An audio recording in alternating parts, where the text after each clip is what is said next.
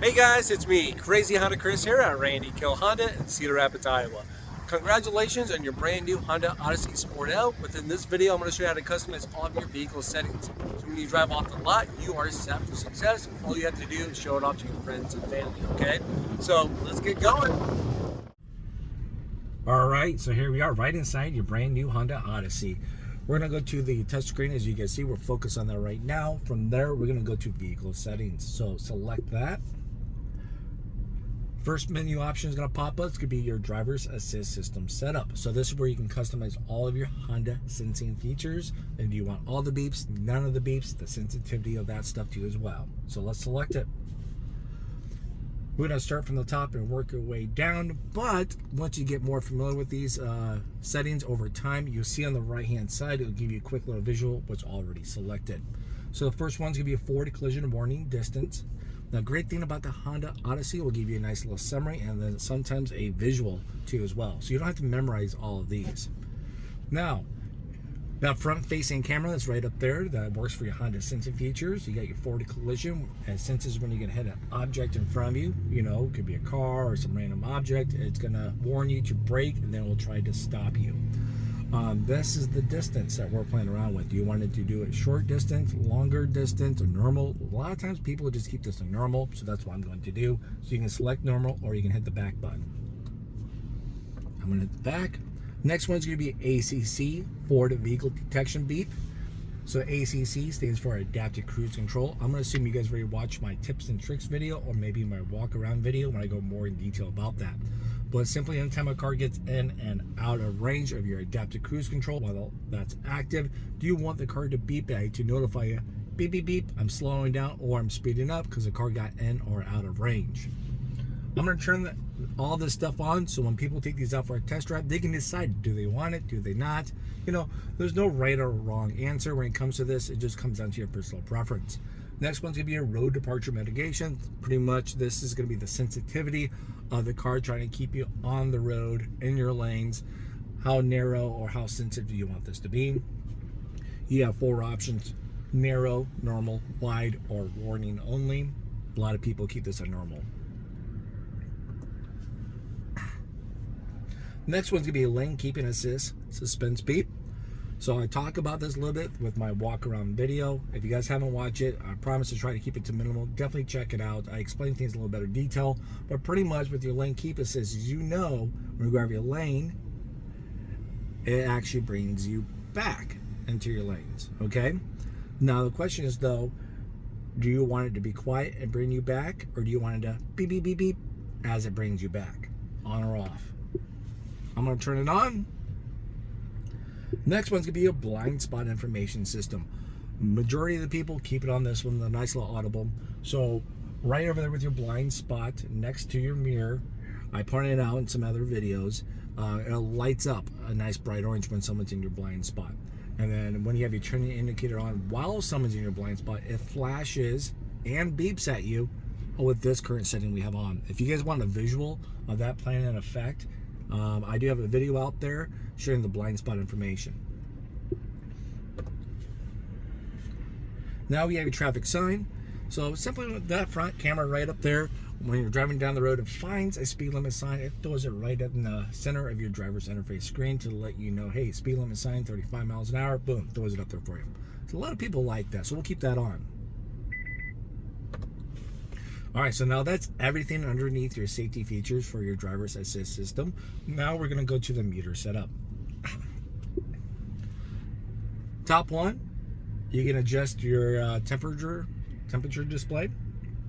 Excuse me. You can fine tune that bad boy if you want to within a 5-degree swing either way.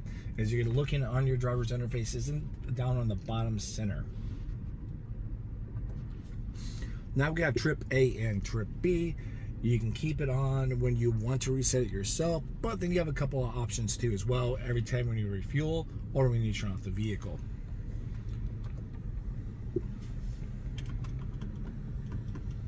Trip B is exactly the same thing. You get your adjusted alarm volume. So this is like when they're turning indicators, door opening, buzzers, stuff like that. How loud or quiet do you want that to be? Once again, most people just keep it on mid. Next option is going to be a reverse alert tone.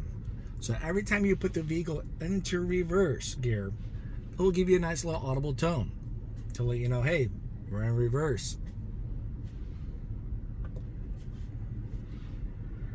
Now that tone's played here on the inside of the vehicle. Next one's going to be a fuel efficiency backlight. It's an on or off. This is more of a visual coaching. So when you're driving down the road, right next to your digital speedometer, there's going to be a green bar that will appear when you're being fuel efficient. You know, it's like a golden sticker. Good job, you're being fuel efficient. So it's a nice little visual coach. If you don't like that for any particular reason, you can turn it off right here. But I'm going to keep it on so people are going to ask, what is this green bar, Chris? Next one's going to be a turn by turn. So when you're using your Apple CarPlay and Android Auto, stuff like that, it will give you a heads up as you go. Next one's going to be speed and distance. So if you want to go from miles per hour to kilometers, you can. It's right there. Next option is going to be tachometer. So you can turn this on or off. This is going to be more of a visual on the left-hand side of your driver's interface screen. So when you're into different menus, it will always appear your tachometer, pretty much that 0 through 8. Now if you turn it off, I'll throw a photo up there for you guys can see, is cleans that up, it clears it up, so you won't have those up there. All right, so some people like that visual, some people don't. This is the part where you can get a little picky if you want to. Rear seat reminder. So let's imagine you're running out to the car. I open up the back door just to throw some stuff in there, or maybe the young whippersnappers got back there. I turn on the car, we start driving, get to where we're going. I open up my door, car's off, and then it's going to say on the driver's interface to check your rear seat. So you get a nice little visual to say, hey, just double check, make sure you don't leave your cargo or passengers behind. I always forget things. I don't leave the kids behind because they're just like me. They talk nonstop. We're super active. But I can see me leaving, you know, groceries and supplies behind. I do it all the time. Always second guessing. All right, so that's everything underneath meter setup. We go to driver's position setup. This is going to be for your two-seat memory. So you got your memory position link. So you can turn this on or off. So when you walk in with key fob 1, guess what? Key fob 1, if you have it set for your two-seat memory, it will automatically pull that for you. Next one's going to be simply when you turn on or off the car, your seat will move. So you open up the car doors, you get it in, the seat moves back, you get in, you sit down, you start up the vehicle, your seat moves up. You shut off the vehicle, you open up the door, your seat will move back a little bit, so it makes things easier to get in and out of, and you get comfortable as you get in here to drive. So pretty nice. Now that's everything underneath driving position setup. Next we're going to go to keyless access setup. Once again, I'm going to start from the top, then work our way down to the bottom, so we get your door unlock mode. This is when you have the key fob with you. It could be in your purse, your pocket, your jacket. You walk up to the vehicle, you put your hand in the handle. Do you want only driver's side door or all doors to unlock?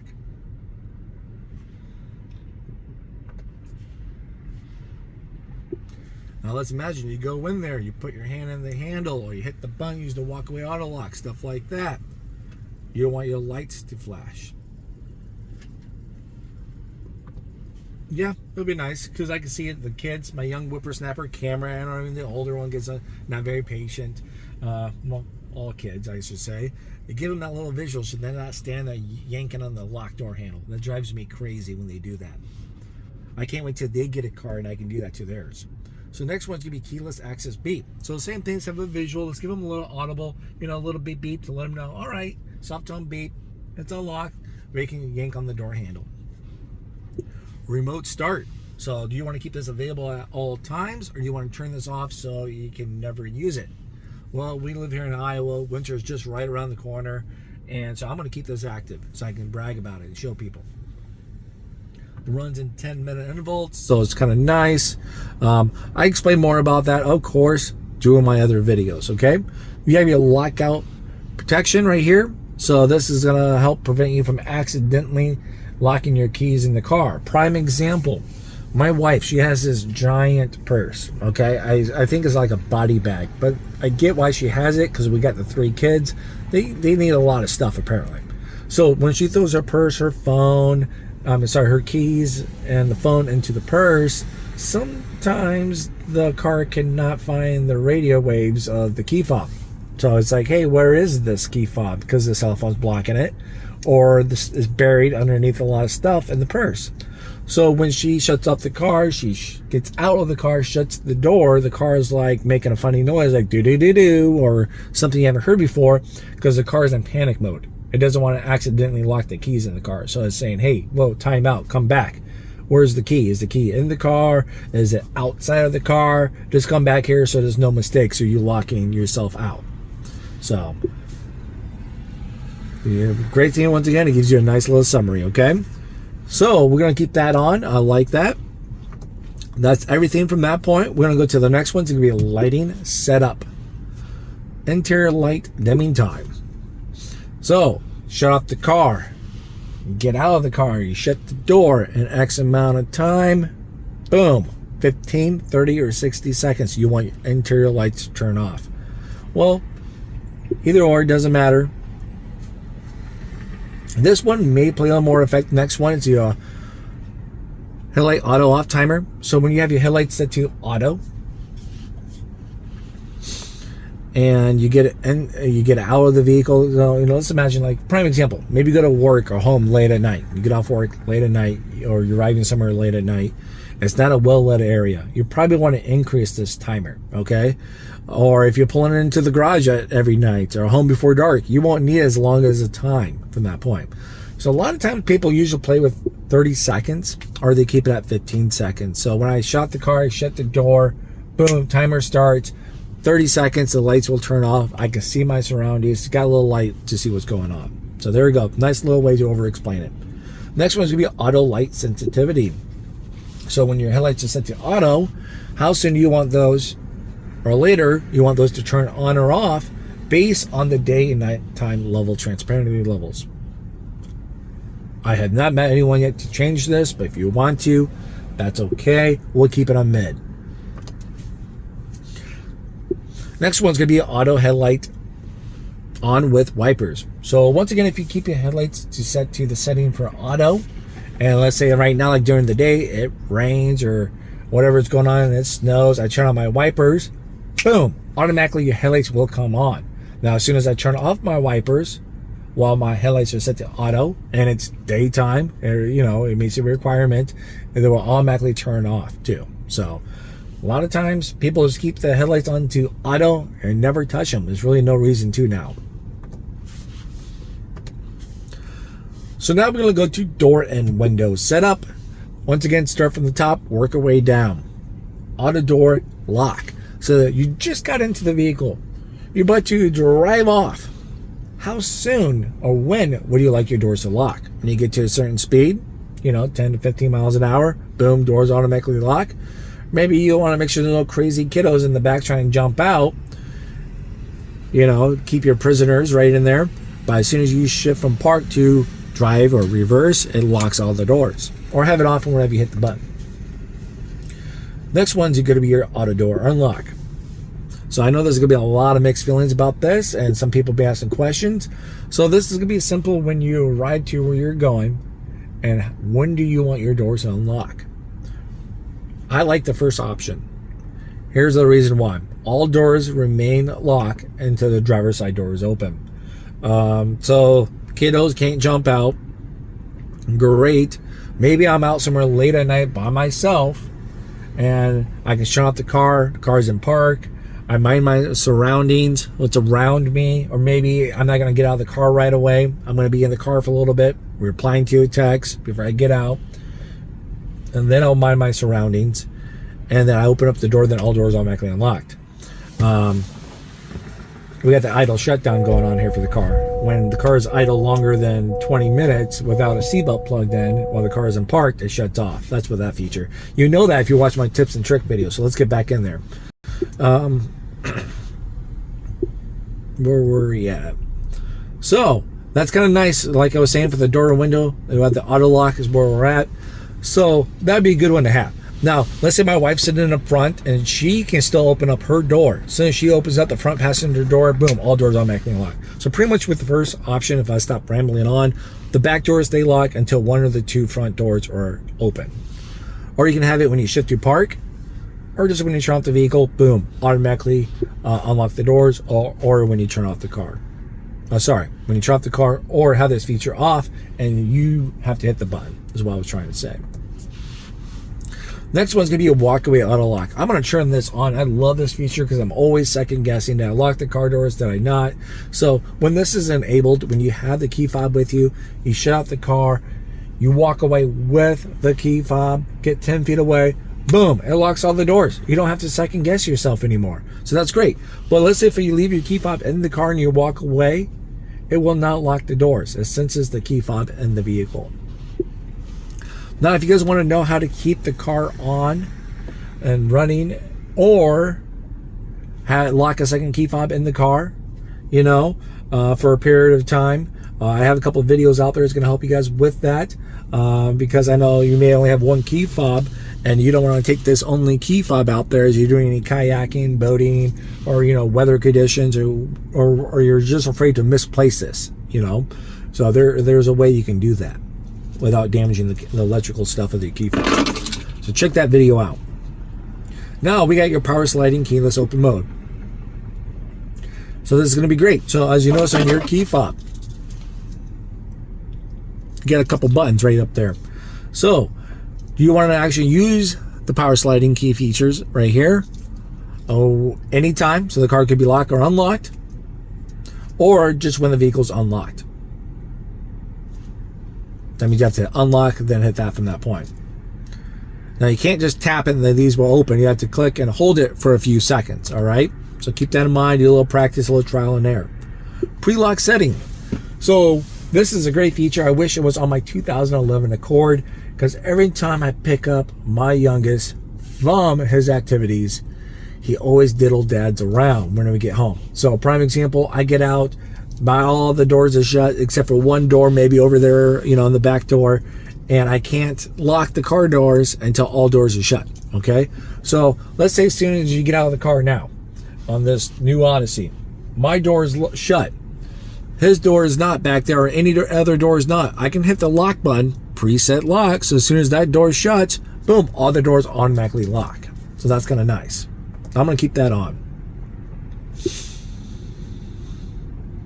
All right, so we have keyless lock answer back. You can see it's on right now. So simply when you hit unlock and lock, do you want the lights to flash at you to let you know, all right, I received it, I'm locked or I'm unlocked. You get your security relock timer right here. So let's say if you hit unlock, say, Chris, get out there and grab whatever from the car, hit unlock. If I don't get to your car in X amount of time, and open up a door in that amount of time, it automatically relocks all the doors. I hope my kids are quick because they only get 30 seconds. A lot of times you're going to see the vehicle when you hit these buttons anyways. Next one's going to be a remote window power down. So this is going to be kind of nice or a bad thing. So I actually show you guys a visual in my tips and trick video. You can turn this on or off. So with a key fob, on those hot summer days, you can roll down the window and open up the moonroof in advance before going out to the car. All you have to do is double tap and hold unlock on your key fob. The longer you hold this, the more the windows will open, okay? So if you only want them partially open, usually you'll see a visual and you let go of the key fob, then it stops, moving the windows. So that's going to be great. But the bad thing is sometimes people accidentally hold it for a split second a little too long, and then realize it. They thought they'd just unlock it. Someone grabs supplies and they come out to the vehicle and the window's cracked a little bit. And then I think about it. No one says anything. It's out there. It rains. It snows. I don't know. Bug gets in. That kind of scenario. So if you want to turn that off because you're afraid you're going to accidentally do that, there we go. But you know what? We check the windows every night here at the dealership. I'm going to keep this on so when we show it off to the people, everyone will be like, wow, they get the full experience from the get-go, because now time doesn't go on and they didn't know about that feature. Now we're going to go to the power tailgate settings. We have your keyless open mode. So here we are. So when you want to hit the power liftgate button, you want to be able to do it at any time. The car can be unlocked, it can be locked all up, or just when the car is unlocked. So you have to hit unlock, then hit that for the power tailgate. Which one do you pick? Next one's gonna be powered open by handle. So simply that little button, as you can see right up there below the H, it shows like a little photo where you can find your release for that power tailgate in the back. Will actually open and close it. Do you want to keep that as a powered, or you want to turn that powered capabilities off and just have it as a working as a manual hatch?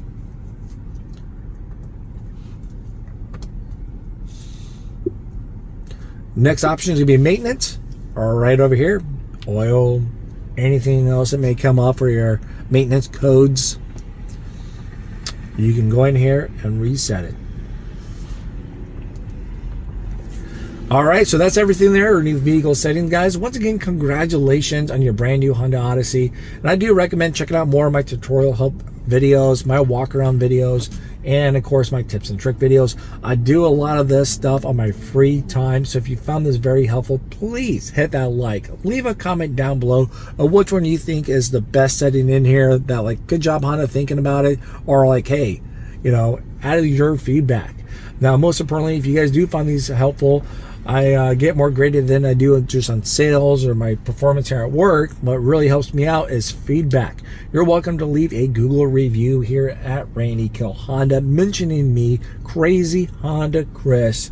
Now, only if it's a good thing you want to brag about, and it goes a long ways to help me out for appreciation. Okay, guys? Well, thank you again, and we'll see you in the next video. Bye-bye.